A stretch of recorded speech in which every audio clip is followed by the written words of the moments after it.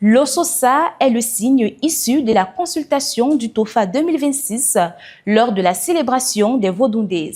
Signe d'un Bénin invincible, de prospérité éclatante et des jours meilleurs pour le Bénin. Notre rédaction s'interroge sur le sort du secteur agricole. Muriel Hunkanri, Mysteria Alarizi et Pierrot Degila. Reportage.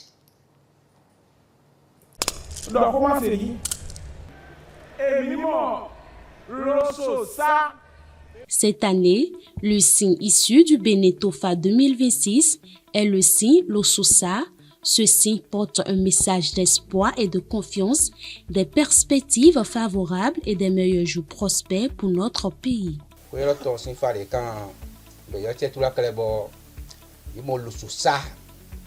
Pour cette année, le TOFA est placé sous le signe l'Ososa, un signe qui a beaucoup d'interprétations. Le l'Ososa dit que si le pavillon de l'oreille doit travailler, les narines vont couler et les yeux également vont couler.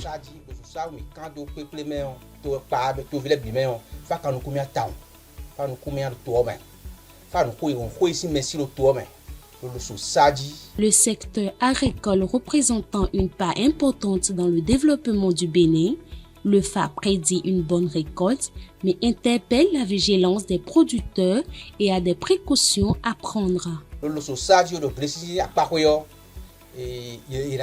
le secteur agricole, le signe appelle les producteurs à une grande vigilance.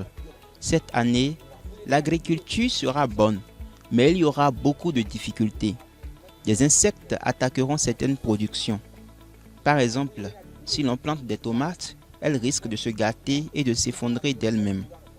Quelle que soit la culture, il y aura beaucoup de pourriture et d'autres problèmes, selon l'Ososa. La pluie va bien commencer et tomber comme on le souhaite, mais à un moment donné, il y aura une sécheresse intense.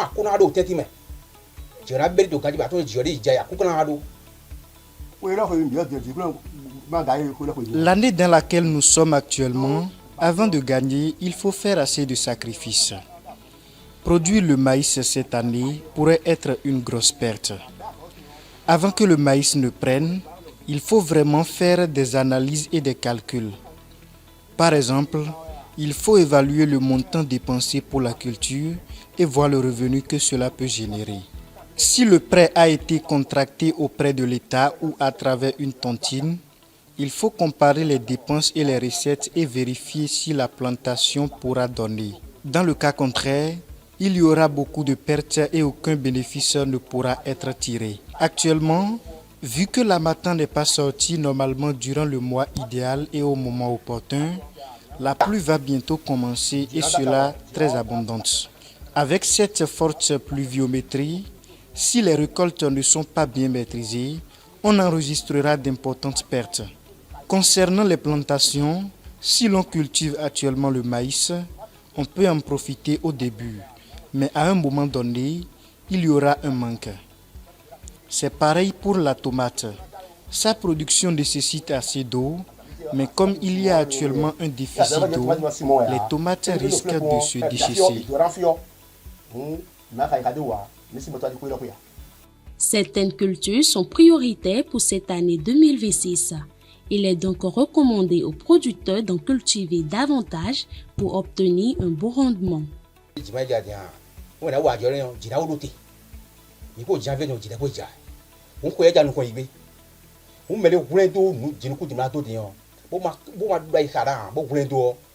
Actuellement, les saisons ne sont plus pareilles.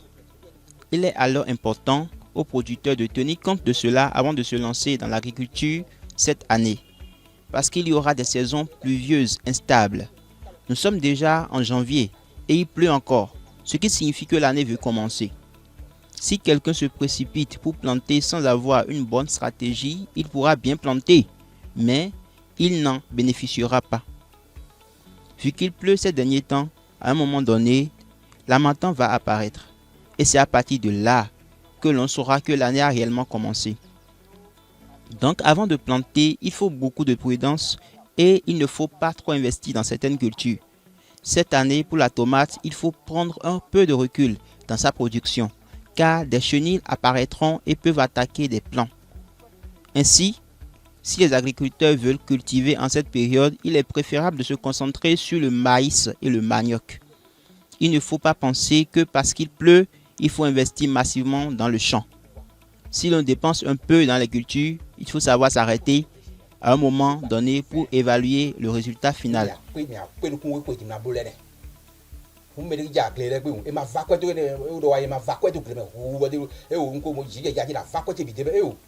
Pour remédier à cette situation peu favorable aux agriculteurs, le FA recommande quelques actions pour une agriculture prospère en 2026.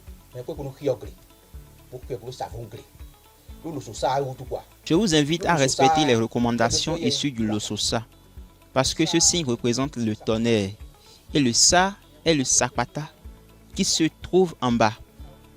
Quand il n'y a pas une certaine communion entre les deux signes, la pluie peut bien tomber, mais le sol ne sera pas bénéfique pour les producteurs et vice-versa. Donc il faut implorer les divinités sur l'agriculture afin que nous obtenions de bons rendements et chaque producteur, avant toute chose, doit offrir des sacrifices. Dans le temps de nos aïeux, pour faire le sacrifice agricole, il fallait un coq, aller au bord du champ et tracer un cercle, puis tuer le coq au sein du cercle et le préparer dans le champ. On le mangeait sans casser les os. Puis on mettait les os dans le cercle et les laissait se dégrader. Ce phénomène relie le lien entre le Sapata et les esprits pour maintenir un certain équilibre.